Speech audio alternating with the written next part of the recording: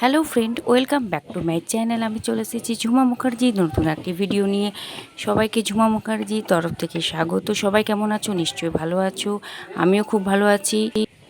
ঝুমা মুখার্জি নতুন আর একটি spending moments নিয়ে আলোচনা করবে তোমাদের কাছে। তো শুরু করা যাক। আমি বিছানা টিছানা গুছিয়ে রেডি হয়ে পড়েছি। বাইরে কোথায় যাচ্ছি বলো তো? যাচ্ছি আমি মামা বাড়ি। তো চলে এসেছি শেষমেশ। তারপরেই শুরু হলো মেয়েদের কুরকুরি নিয়ে খেলা। সেই নিয়ে বলছে, মা আমি ভিডিও করব। তো আমি বললাম ঠিক আছে কর। তো যাই হোক, সবাইকার সঙ্গে অনেক দিন পর দেখা হলো, খুব ভালো লাগলো। এই দেখো বন্ধুরা, কুরকুরি খাওয়া শেষ হলো। শেষ হবার পরে আম গাছ থেকে পেড়ে শুরু করে দিয়েছে খেতে আমার দিদির ছেলের সঙ্গে। খুব দুষ্টু বুদ্ধি, এসে পরেই বদমাইশি শুরু হয়ে গেছে।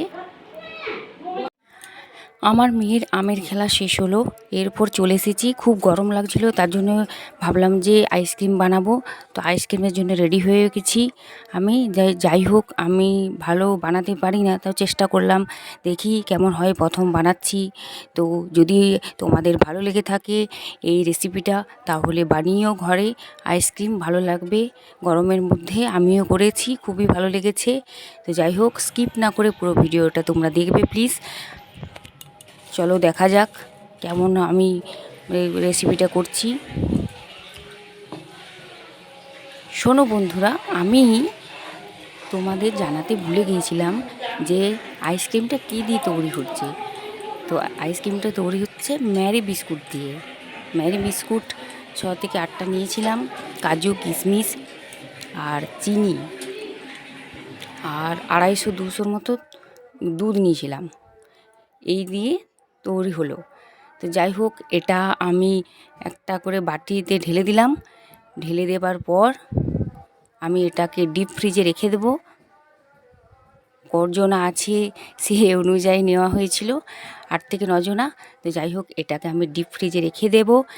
রেখে দেবার পর 3 থেকে 4 ঘন্টার মতো এটা ডিপ ফ্রিজে থাকবে। ডিপ ফ্রিজে থাকার পরে তারপরে এটাকে আমি বের করে সার্ভ করব। তো যাই হোক, এইটুকুই আমি বানিয়েছি। যদি ভিডিওটা ভালো লেগে থাকে অবশ্যই দেখবে আর ঘরে বানাবে যদি ভালো লেগে থাকে।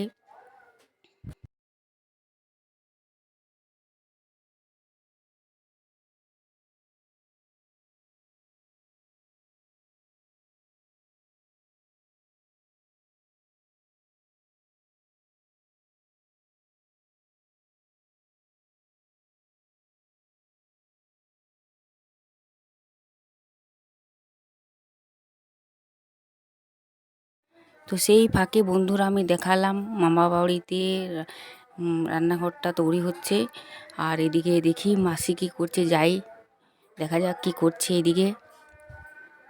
এই যে